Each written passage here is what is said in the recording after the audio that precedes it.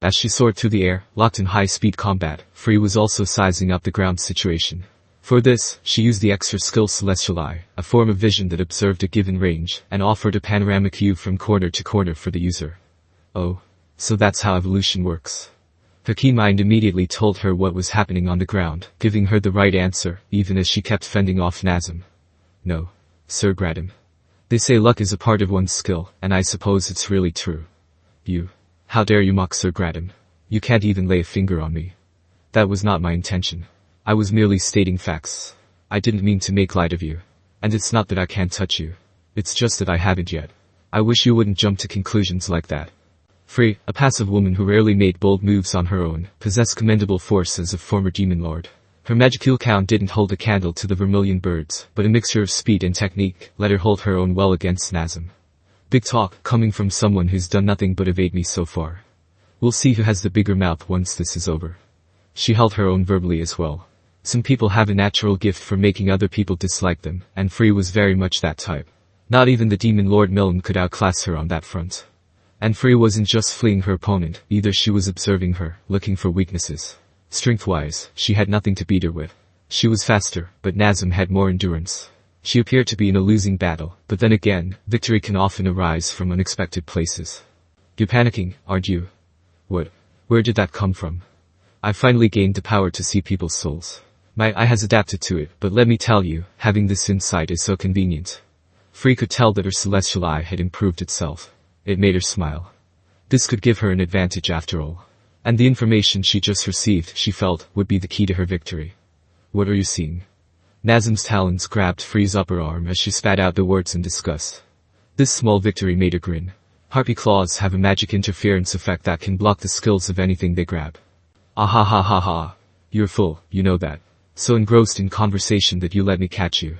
Her tone brightened. She was assured of victory, and that just proved she was panicking all along.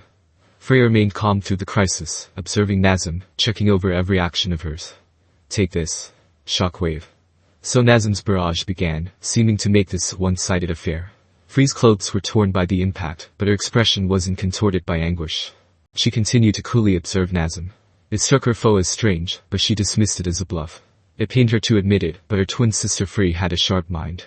Nazim was the more powerful fighter in terms of simple force, but a crafty trickster like Frey was a handful to deal with. Trying to con your way out of my talons, then? No. I'm sure she's looking for an opening, trying to turn the tables on a moment's notice. So Nazim continued toying with Frey, believing that a continued attack was her best option. But Frey remained utterly unconcerned. Maybe a little more. It was a small muttering, but it rang loudly in Nazim's ears. What? She demanded without thinking. You're going to awaken pretty soon, aren't you? Your magical count's rising more and more compared to when we began, it looks like. And once you awaken, I suppose you'll fall asleep like Gradim. That's all I have to wait for, huh? Frey was smiling like a fiend as she spoke. Nazim turned pale. Yes, she was aware of the symptoms she was feeling. This, indeed, was the cause of her panicked impatience. Frey had her all figured out. As so what, then? I'll just kill you right now and retreat to a safe place.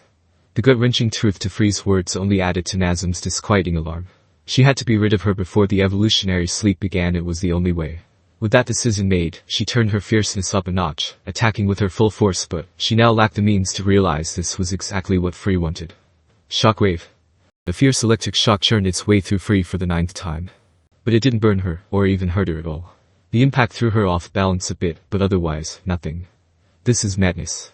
How can she be so carefree about this? But by the time she realized as much, it was already too late. Looks like you're wondering about something. But now I'm sure of it. Our mother, the previous queen, wanted you to be happy in a world where our flock was irrelevant. What? If you knew the queen's secret, you would have to be killed. That's why she banished you without telling you anything. Don't give me that. Nazim shouted in a rage. How could a newborn chick survive after being abandoned like that? She had every intention of leaving me for dead. But Frey calmly dismissed her. And yet you survived. That is proof positive that someone was taking care of you in hiding. Mother always did spoil you like that. It was something Nazim always wondered about. She questioned how she managed to survive in her very young days, before she could even remember. It was her mutant instincts, she presumed, that saw her through that ordeal, but after hearing Frey's words, she began to wonder if there was another explanation. Still, after all the hatred that had accumulated in her mind, Nazim wasn't about to change her stance. You're bluffing. Now I'm onto you. You're trying to trick me and gain the upper hand, yes. It would have been cute of you to simply beg for your life, but your pride as a former demon lord wouldn't allow it, now would it? Frey, having exhausted all other options, was making her believe she had some grand scheme ready to take her down. Thinking about it this way made sense to Nazim. In fact, she was all but forcing her mind to make that conclusion. So, assuming she was being hoodwinked, she upped the intensity of her electricity. Die. Maximum shockwave. The full force of her violent electrocution attack struck Frey. And that was the moment she had been waiting for. It's too bad. You were let off the hook, and now you've come back yourself to die. Ha. There is only one queen. I killed our mother in order to seize her throne. And if you hadn't been abandoned, we would have had a duel to the death as well. Then I would have killed you. As a rare fighter-type harpy, Nazim had absolute confidence in her battle skills. She lost out to Frey in flight speed, but conquered her in everything else. There was no way she could lose in a fight, and even now, she was on the verge of victory. She wanted to sneer at Frey in her act, barely worthy of being called the mutterings of a sore loser. But Frey's next words made her change her mind. A harpy queen needs to have certain abilities, you see. When born with them may be recognized as the next queen. The mistake you made was being born as part of me. Quit going on like you know absolutely everything about me. Oh? Well, let me give you the executive summary, then. The queen has an incontrovertible advantage against all attacks from her own king. In other words, I have immunity against all harpy-based offenses. Don't lie to me. That's absurd. There was a corner of Nazim's mind wondering if this was true, but she dismissed it as impossible. If that story was true, then it instantly contradicted Frey's claim that she killed the previous queen. I'm sure you're trying to throw me off guard with your lies. You should have thought of something more plausible. It's a sad thing that you don't believe me, but it's true. And by the way, it's not a given that an old and new queen must fight each other. Normally it would be two sisters vying for the throne, and whichever one seized the other's powers for her own would win it all. That, and the winning sister would also obtain the power to become a potential demon lord. What? But I had to kill Mother because you were imperfect. But what I truly can't forgive you for is how Mother wanted you to live, and you trampled all over that wish. I don't know if you were born before or after me, but I truly wish you could have lived out your years peacefully somewhere else. Stop that. Think you've already beaten me. I have other skills besides my natural harpy abilities, you know. If I tap into them. Too late. I've already accumulated enough energy. And I hate to see you suffer any further, so let me finish you off with a single blow right now. No. It was only then that Nazim noticed Frey's wings had gained a purple tint. Her beautiful wings of pure white, covered in a golden mesh, had been discolored by the lapping waves of violet electricity. The realization of what it was made Nazim freeze up. Was she storing the electricity I released into her? How powerful could that be? She tried to escape in a panic, but the talons holding Frey's arm refused to budge. The queen's own slender hand had latched onto Nazim's arm as well.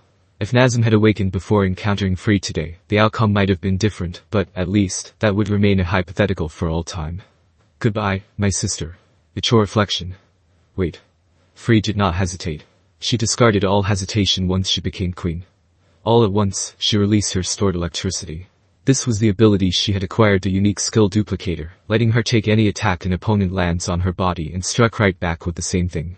It wasn't an easy skill to use, given how it required her to take damage, but, since the attack came from a fellow harpy, Frey could dominate in it, despite facing an opponent she'd normally have little chance against. So, hit by this vast store of electrical energy all at once, Nazim was instantly scorched, carbonized, and killed. I don't care whether you're my older or younger sister, but Mother spoiling you certainly gave me a hard time. Although I do envy you a little, Nazim. At least you know for a fact your mother loved you. It was a small measure of goodwill toward Nazim as she plummeted to the ground. But the words didn't reach her. The reunion between the two harpy sisters had come to an end, and they had come no closer to ever understanding each other. And would that it could have ended there. What? The souls gathering toward Nazim are coming for me now. A sudden feeling of drowsiness overtook Frey. It can't be. Evolutionary sleep. Oh.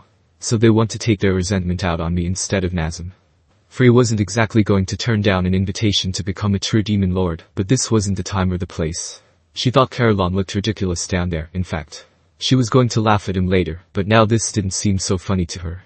No point complaining about it, though. Lucia. Claire. Protect me throughout this. Carrion as well, please. Yes, Lady Frey. As you wish, my queen. The two of them promptly took action. Frey then flew to Carrion's side. It'd be easier to protect these targets, she reasoned, if they were together rather than separate. Carrion had Sophia of the three lycanthropiers protecting him as well, and the three of them together would help increase the chances of survival. And besides, good heavens, I came here to help out our forces, but now I'm just slowing them down. Falling asleep in the middle of a battlefield. I never thought I'd make an error like this in my life. She was inwardly writhing in shame. It was truly the last thing she was expecting. But still she was lured into falling asleep, unsure whether she'd ever wake up again.